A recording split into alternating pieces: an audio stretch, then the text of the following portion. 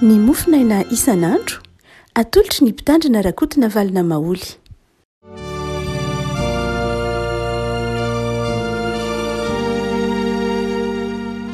Falomerabantsika ry havako malala tratrity alakamisy fa 7 volana Jolay ity. Ny mofinaina voalahatra ho antsika anio dia ny taratasy nosoratan'ny Paoly ho an'ny Romanina toko 5:1 ka hatramin'ny 5:1. Romanina toko 5:1 ka hatramin'ny 5:1. Vakintsika amin'ny anaran'i Jesosy ry havana izany mofinaina izany. Koa amin'izany satria efa nohamarinina tamin'ny finoana isika dia aoka isika hanana fihavanana amin'Andriamanitra amin'ny alalan'i Jesosy Kristy tompontsika. Tamin'ny alalany koa no efa nahazontsika fanatonana amin'ny finoana ho amin'izao fahasoavana itoerantsika izao,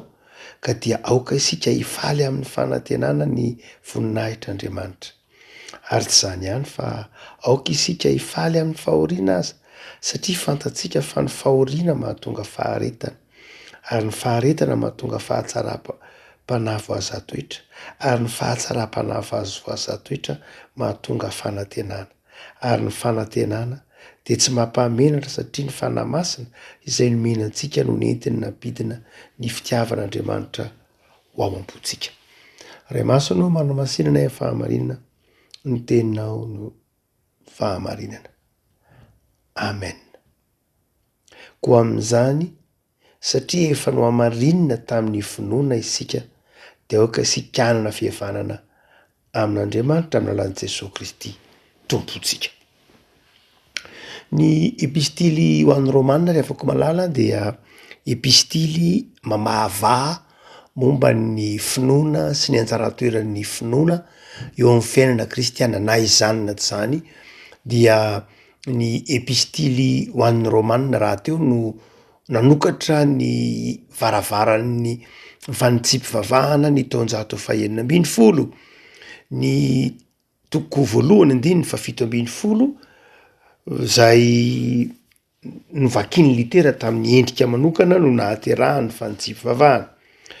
Toko voalohany andiny 17 manao hoe ny marina amin'ny finoana no ovelona. Nalay raha teo tao amin'ny Abakoka toko 2:4 fa famerenana ihany no nitenenan'ny Paoly azy ao amin'ny Romanina toko voalohany andiny 17. Ndika zany dia ny epistily ho an'ny Romanina vao manomboka ny toko voalohany dia efa mametraka ny mahazava-dehibe ny finoana, mametraka fa ny finoana no anamarinina ny olona. Ny toko faharoa manontolo amin'ny epistily ho an'ny Romanina dia vao maika manazava ny mikasika izany finoana izany. Vao maika lasa lavitra kokoa aza ny toko 3 ny amin'ny hoe tsy misy olo-marina fa ny finoana no aneken'Andriamanitra ny olona ho marina eo anatrehany.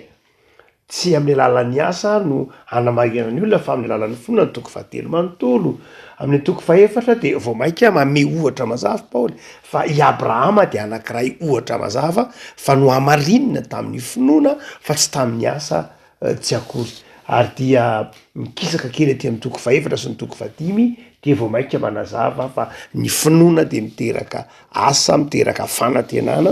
miteraka fifaliana amin'ny fiainan'ny mpanompon'Andriamanitra. Koa eto amin'ity toko 5 ity andininy voalohany dia manazava Paoly fa ny fanamarinana amin'ny finoana no mahatonga antsika vita fihavanana amin'Andriamanitra. Ny hoe vita fihavanana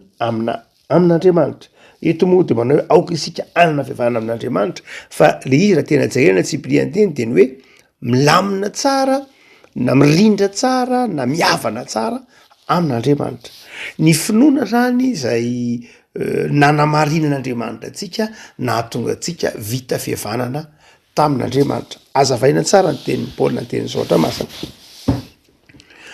Ny finoana zany izay takin'ny Saotra masina amintsika.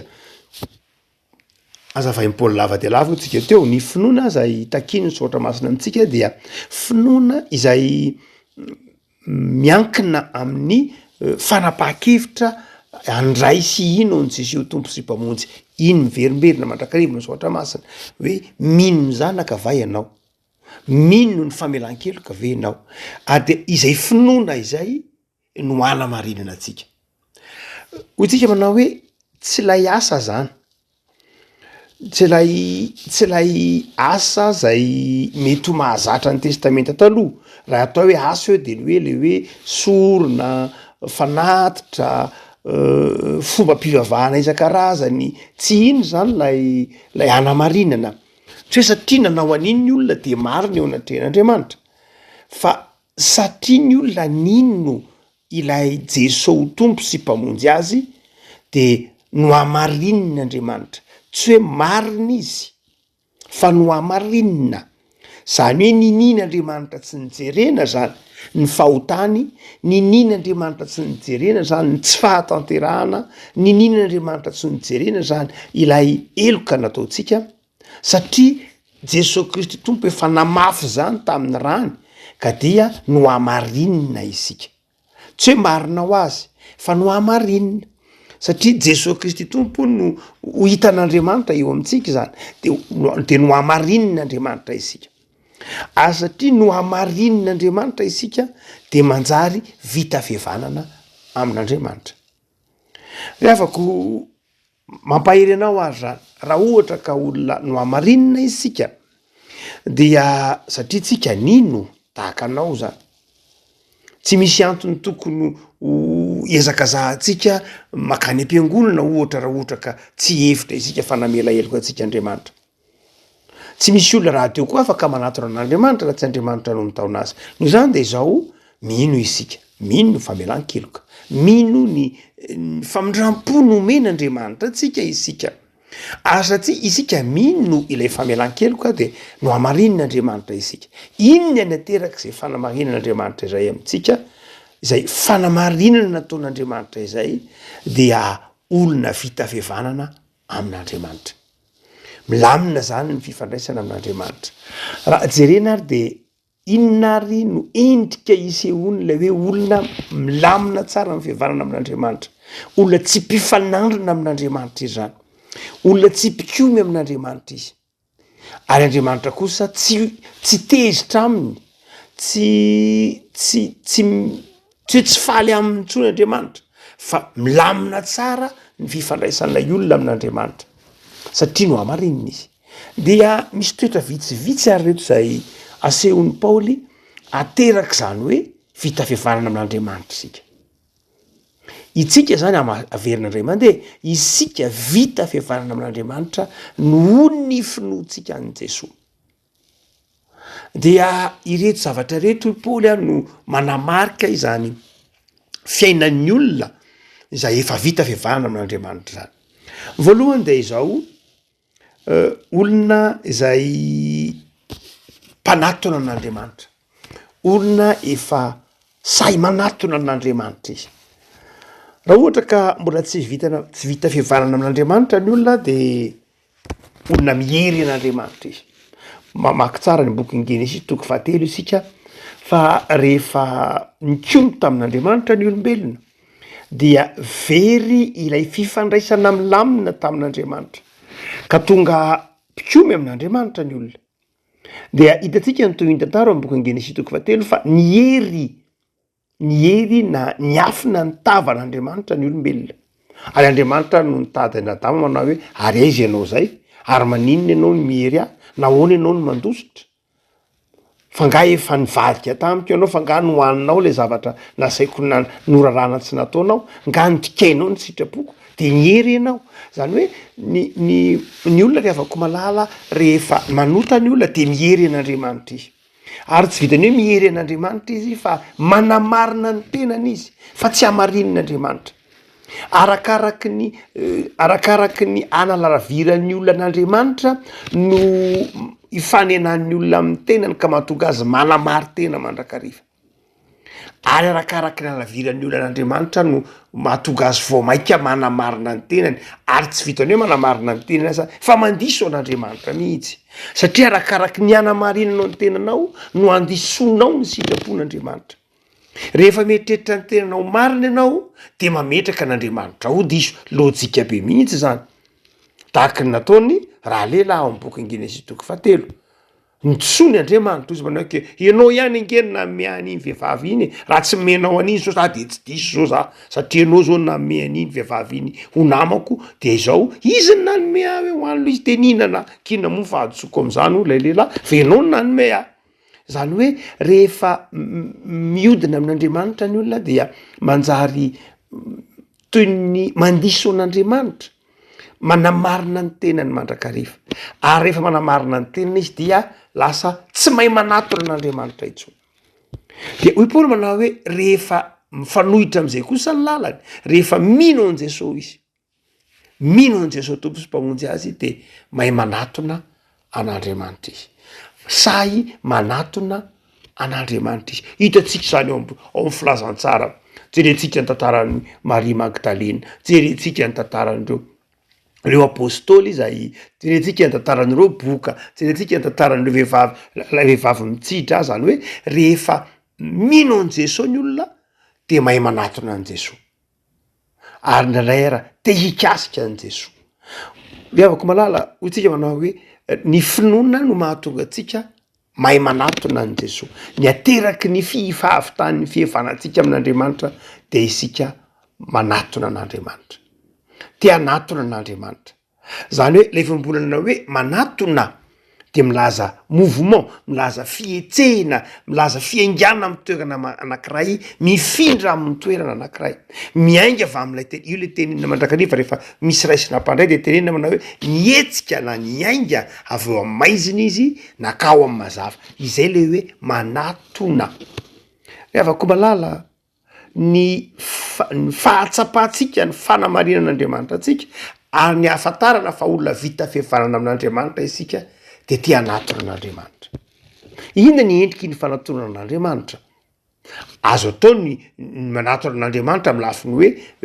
ohatra hoe mandeha miangona mandeha mivavaka endriky ny anatonana an'Andriamanitra zany ohatra hoe lina te hamaky ny tenin'Andriamanitra ohatra hoe lina te hamaky ny soatra masina lina te hiainy ny tenin'Andriamanitra lina te hidera sy hira n'Andriamanitra irendrehetra de endriky ilay fitiavana te hanatona an'Andriamanitra te hamakafaka ny momba an'Andriamanitra te hamakafaka ny finoana te hiadevitra momba an'Andriamanitra tsy hiadevitra amin'ny lafiny ratsy loatra fa te hiresaka ny momba an'Andriamanitra lina ny fandalena ny sitrapon'Andriamanitra reny rehetra reny dia midika hoe fanatonana an'Andriamanitra rehefa ao anatinao zay fahalinana izay hoe fahalinana ny amin'ny hoe finoana fahalinana ny amin'ny fiainana kristianina fahalinana hamakafaka ny amin'ny hoe inona raha ny hevitry ny finoana mampomba an'izao de zao milamina amin'Andriamanitra ianao zay fa ny olona rehefa tsy milamina an'Andriamanitra de mifanohitra am'izay mazava ho azy mangitsingitsika ny sofiny na de mihaino toroteny azy tsy zakany na de mihaino tenin'Andriamanitra ary mpio radio io hoe finoy am'izay io tele io hoe akompony io baiboly io ianao zany hiry zany e tsy zakany satria lavitra an'Andriamanitra izy ary manindotsindrona azy ilay tsy zakan'ilay fanahiny misy zavatra ao anatiny eo zay tsy manaiky an'lay satria mbola anatin'ny fanamarina teny izy dia tsy ekeny mihitsy lay feon'Andriamanitra na lay fampianarana de ataovy moramora io hoe andanany amin'ny efitrano hafa nareo meno an'io hoe andana fa mbola meno gazety mamaky gazety ahy de mitady hevitra maro isan-karazany eo izy andana fa mbola mijery tele ahy andehana aloha fa mbola manoana kely andraso kely satria misy zavatra zay tsy voatery ratsy fanahy izy tsy voatery hoe ratsy fanahy zay loatra fa misy zavatra tsy zakany ao anaty eo tsy misy zavatra tsy zaka satria mbola ao anatin'lay tokotanin'lay toerana lavitra n'Andriamanitra zany le koroty tsy milaza hoe ifampitsara andreo tokantrano ifampivandravandra hoe enao mihitsy zao zany za mihitsy zao nasenao hoe andana le ambadika ary neny toroteny andana ndrondre ifampivandravandra eny ny olona ka tena zay iandraindray ty fa mety mpitranga mihitsy zany ry avako malala hoe ao anatin'ny fiainana kristianina dia rehefa lavitra an'Andriamanitra ny olona dia tsy milamina zany ny fiandraisana amin'Andriamanitra de zay rehetra momba an'Andriamanitra de laviny lay fanahiny zay mbola tsy tena mbola vonona ndray ihany tompo fa rehefa vonona mandray ny tompo ny olona ka mino ny tompo de zao mifanohitra am'izay indray ny lalany lina amin'ny fanatonana an'Andriamanitra izy fa ny faharoa Paoly de zao hitantsika amin'ny andiny ny faharoa ihany tsy hoe lina amin'ny fanatonana an'Andriamanitra ihany izy fa izao koa aza misy fifaliana manana fifaliana izy arakaraky ny anatona ny olona n'Andriamanitra indray no itombony ny fifaliana ao anatiny. Ary io fifaliana io de tsy fifaliana zay ateraky ny materialy na ateraky ny zavatra hita maso. Fifaliana anaty zay tsy azo tsy fantatry zay andrefesana azy. Fifaliana zay teo hozaraina, fifaliana zay teo ampitaina. Tadidina tsara fa ny fifaliana zao tontolo zao de avy velany makao anaty. Zany hoe izao tontolo zao de mitady fifaliana ivelan'ny tenany mba ho ampidirina ao anatiny. Ohatra hoe fifaliana teraky ny zavatra jerena, fifaliana teraky ny zavatra renesina, fifaliana teraky ny zavatra tsapaina, fifaliana teraky ny zavatra hoanina, fifaliana teraky ny zavatra fofonina. Zany rehetra dia mety hiteraka fifaliana, tsy tiditsika hevitra zany. Fa misy tokoa ny fifaliana zay mahafinaritra ny masonao, de misy zavatra mitondra fifaliana ao anao, ny zavatra tsara eny velany. Tsy hoe diso akory zay, fa mifanohitra am'izay lalan'izay ny fifaliana kristianina. Ny fifaliana kristianina dia avy ao anaty no makeny velany. Zany hoe rehefa ao anatinao le fifalian'ny fanahy io, fifalian'ny olona voavela heliko, fifalian'Andriamanitra io dia mahafinaritra anao ny manodidina anao. Lasa mahafinaritra anao ny zavatra jereny ny masonao. Lasa mahafinaritra anao ny manodidina anao. Lasa mahafinaritra anao ny zavatra ifaneraseranao sy raisin'ny tananao. Zany hoe lay fifaliana zay avy ao anatinao ndray zany no manjary miparika mameno ny manodidina anao. Azay ny mahadiso mandrakariva nyzao tontolo zao. Satria mitotototo avy miakavanana izy mitady fifaliana, satria le fifaliana de hevery no ivelan'ny tenany. Dia mitady zany mandovy vola indray moa zany de mandany fotoana, mandany vola, mandany hery, mitady le fifaliana. Tsy hoe diso akory zay, tsy hoe diso, fa tsy zay ny voalohany. Fa amitsika kristianina de zao ny fifaliana ao anaty. Azay nge mahatsara an'Andriamanitra. Raha ohatra ka raha zavatra eny velany ihany ataon'Andriamanitra mahafaly antsika, de be ny olona tsy faly eto amin'ity tany ity. Satria be ny olona tsy anana an'izany atao hoe accès zany mihitsy, tsy anana zany fahafahana ho am'izany fifaliana hita maso zany. Fa izao ny fifalian'Andriamanitra, Andriamanitra tsy miangatra, dia mitoetra ao anatin'ny olona rehetra izy ka lasa manana zara fifaliana avokoa. Na de ny olona ao anatin'ny fahoriana aza hoy izy. Ao anatin'ny fahoriana io tenen'ny Paoly manao hoe aoka isika hifaly amin'ny fahoriana aza. Satria le fahoriana de zao raha maha-olombelona de izy koa nisy olo hifaly amin'ny fahoriana, tsisy olona aniry zany mihitsy hoe zany re de hifaly na dia azo pahoriana zany re de hifaly, tsisy olona anao an'izany. Fa izao i Paoly manao hoe zavatra mandeha ho azy zany, rehefa tenao amin'ny tomponao de nao anatin'ny fahoriana azy ianao de afaka mifaly. Tsy maniry fahoriana ny olona mba hifaliana zanatry ny vava hoy Paoly, fa izao na de ao anatin'ny fahoriana azy ianao de mety mahita fifaliana, afaka mahita fifaliana, satria le fifaliana tsy le zavatra eny velany, le fahoriana eny ivelany. Mahita asa, fa mahita vidim-piainana miakatra ianao, mahita vidin-dasantsy miakatra ianao, mahita hoarara ianao, mahita tany etsimby ianao, mahita olona miady ianao, fahoriana to zany rehetra zany. Saingy any ivelany teny zany. Fa le fifaliana kosa ao anaty. De izao afaka mifaly mandrakariva ianao zany, satria tsy feran'ilay zavatra eny ivelany ny fifalianao, fa efa ao anatinao. Ny olona vita fihavanana amin'Andriamanitra zany de zao olona manam-pifaliana izy. Ary io tsy takatry zao tontolo zao mihitsy. Tsy azony amin'ny fiainana kristianina io. Tsy azony satria ny azy ny fifaliana avy velany miditra eo tsika teo. Ary zay mahadiso fanaterana mandrakariva n'izao tontolo zao. Mora voafitaka izy satria any ivelany mandrakariva ny masony. Dia eto ary avako malala Paoly de manitsy ny fisainantsika manao hoe zao noho izy rehefa vita fihavanana amin'Andriamanitra ianao de zao ao anatinao i fifaliana io. Ary ty hizara ny fifaliana io ianao. I fifaliana io no manjary mibaiko io ny zavatra rehetra ao anatinao. Ary tsika kristiana ndray tratran'izany dia rehefa tratran'izany tsika indray de lasa lay everitsika fa ny fombafomba mpivavahana no mahatondra an'ilay hoe fifaliana ohatra hoe tsy haiko misy lafiny moral ohatra. zay zavatra nivelany taony e zany rehetra zany renydrehetra eny nefa raha ny tokony ho isy conséquence zany hoe vokatra aterak'ilay fifaliana atao anatintsika avokoa renydrehetra reny tsy hoe mandiha tsika na mitehaka tsika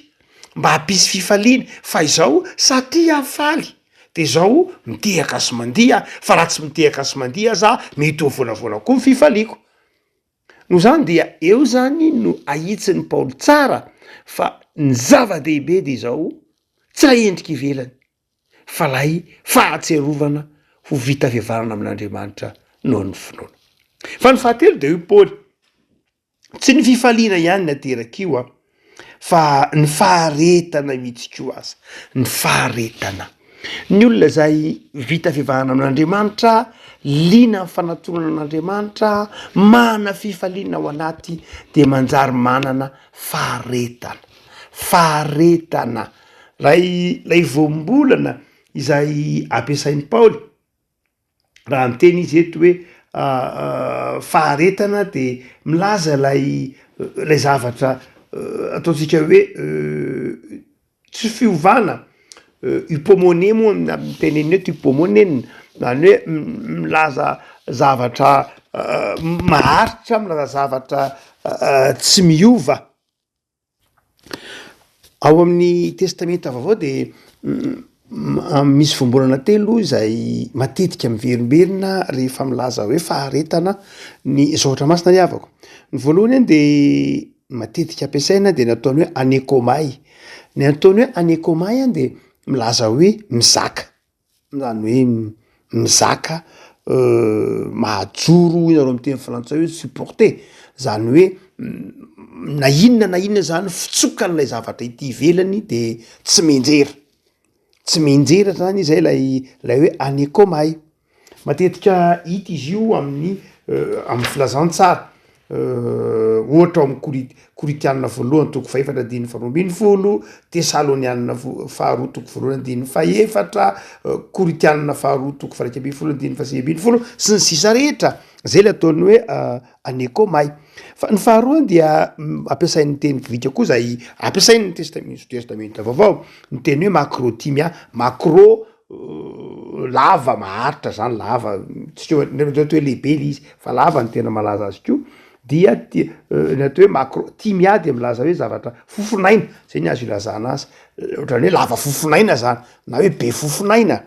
ka na inona fitsokan'lay ohatrany hoe mpiazakazaka zany dia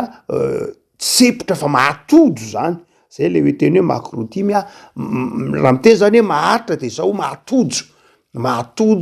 ny zavatra efa lay azakazaka efa natao ohatra zany hoe ohatra hoe amin'ny Efesiana toko faefatra diny faharoa Kolosiana toko faharoa diny valo ambiny folo Hebreo toko faefatra diny faharoa ambiny folo ny atao hoe macrotimia zany de ohatra hoe dekona maharitra amin'ny fanompona mahatojo zany zay ny dikany ohatra hoe mpandray fanasan'ny tompo maharitra mampiankona mahakristianina azy de macrotimia zany hoe milaza fahatojona mandrakariva amin'lay zavatra efa nekena zay le faharetana tiana tenenina eo fa eto any de sady tsy anekomay ny tenen'ny Paoly ny tsy macrotimia fa hypomene otsika teo hoe le hypomene de milaza lay tsy fiovana hypo ambany zany mene meno monina reste mitoetra zany hoe mahazaka tsindry zany na inona tsindry ndray de zao tsy miova mety ho voatsindry zany zay le teny hoe fanekena zany zay ny dikany raha miteny zany Paoly eto manao hoe ny olona vita fiavarana amin'Andriamanitra de zao mana fahatonina mandrakariva zany izy na inona tsindry mety mahazo azy na inona karazan-javatra mety ho lalovany na inona zavatra zay mety mahazo azy fanenjehana fankahalana tsy fitiavana fialonana mety be dehibe ny mety ho tsindry zay le teny hoe hypomene mety de zao nefany tsy miova izy maharitra izy io lay ataon'ny teny frantsay enduré zany hoe milaza zavatra tsy miova mihitsy na inona zavatra mety ho lalovana dia izany toetra zany de avako malala tsy toetra tonga ho azy ao anatin'ny olona raha ohatra ka mahita kristianina ianao hoe nahoana riny kristianina iny efa toan'izao mbola tsy miova ihany ny finoana efa jerety izy efa tsy manam-bola efa mandeha tongotra angama sanatria efa misy zavatra fa mbola tsy niova ihany ny fitiavany sy mifonan'andriamanitra tahaka ny joba teo zao anatin'la antsoina hoe hipomene joba zao de ohatra am'ireny ripetera tany ny samborona zao de tany ampigadrana ry paoly tany ampigadrana efa nygadraina asan'ny apôstôly toko fahina ambiny folo de zao hipomene zany hoe milaza tsy fiovan'ny finoana mihitsy na inona zany hoe paoly de zao ateraky ny fahavitan'ny fihavanana amin'andriamanitra azonao antoka tsinona lay inonao rehefa azonao antoka angeny finoana ao an'andriamanitra de afaka miteny tahaka amin'ny paoly anao hoe fantatro ange zay inoko hoe fantatro fa zany zavatra lalovana rehetra zany de zaka satria miaraka amin'andriamanitra matetika ny olona miovaova ry avako malala amin'ny finoana matetika ny olona tsy mba manam-pifaliana amin'ny finoana matetika ny olona tsy mba mana fanantenana amin'andriamanitra de zao satria tsy vita fihavanana amin'andriamanitra izy nahoana izy iny tsy vita fihavanana amin'andriamanitra satria tsy tonga ny teo amin'ny azo fijalian'i Jesosy Kristy ny fahotany satria tsy tena ny noentiny teo amin'ny tompo ny fahotany satria tsy tena nahatsiaro vao vela heloka izy tsy tena nahatsiaro ny sitran'ny tompo ny elony sy ny tsy fahatanterahany de tsy milamina ny fifandraisany amin'andriamanitra de tsy milamina ny fiainam-panahany de mikorotany zany de zao manjary olona tsy fahalavy izy mihoatra noho zany any indray de zao mety na ny tena ny azanadray tsy hainy tsy fantany tsara akory mamara amin'ny paoly de izy manao hoe noho zany de zao io faharetany io koa de mahatonga fahatsaram-panahy mahatonga fahatsaram-panahy teneny hoe fahatsaram-panahy voaza toetra mateny izy hoe fahatsaram-panahy voaza toetra mahafinaritra be nila zany paoly azy le avako malala dia tsy tonga ho azy ao anatin'ny olona zany lay fahatsaram-panahy voaza toetra fa zavatra ateraky ny fiaina kristianina ateraky ny finoana ny fiafarany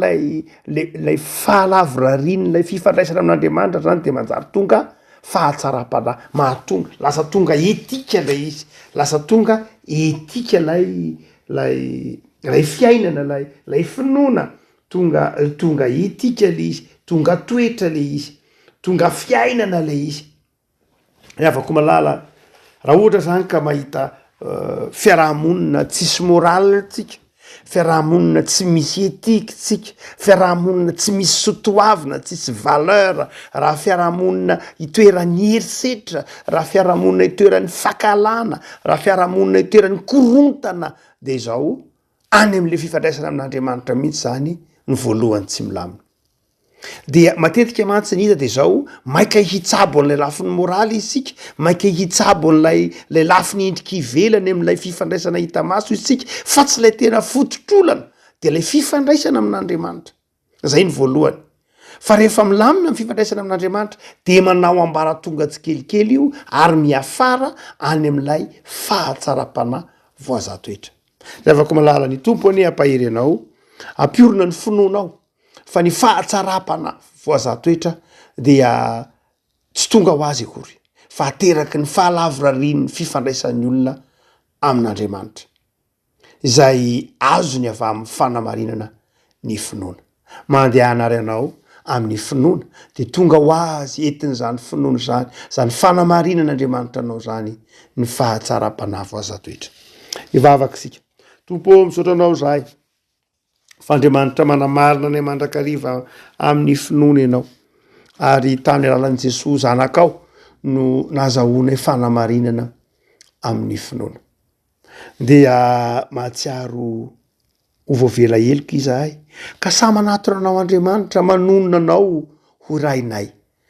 say manonona anao ho tomponay say manonona an' Jesosy ho zokinay say manatona anao amin'ny fanetretena dia vontosinao fifaliana ny fiainanay de fifaliana tsy tahaky ny fifaliana izao tontolo zao ary dia manapaharetana izahay amin'ny fanarahana anao manapaharetana am'izay rehetra mety ho lalovanay tsy miova ny finoanay sy ny fitiavanay anao iny mihoatra noho zany tonga manana fahatsaram-panahy sy fitiavana izahay amin'ny fiainana isan'andro. Tompo tanteraho aminay kristianina zany, tanteraho aminay mpino zany, terizo ny finoanay, amarino izahay, amasino izahay, hitoetra mandrakariva ao aminao Andriamanitra. De manapako aminay tsiray avy Jesoa ny fiadananao. Izao volana fahafito sady amin'ny taona izao de aoka ahitanay fameran-keloka, aoka ho vita fihavanana aminao Andriamanitra izahay, aoka ilamina ny fihavananay aminao Andriamanitra mba hanananay toetra mendrika sy fahatsara-panafo ao za toetra. Tehirizo zay Tompo amin'ny finoana sy ny fanarahana anao. Aminao zao Kristy Tompo naovanay izany vavaka izany, sy ametrahanay hatrany ny fiainanay, ny ankonanay, ny isan'andronay eo ambany fahasoavanao. Misaotra Jesoa. Amen.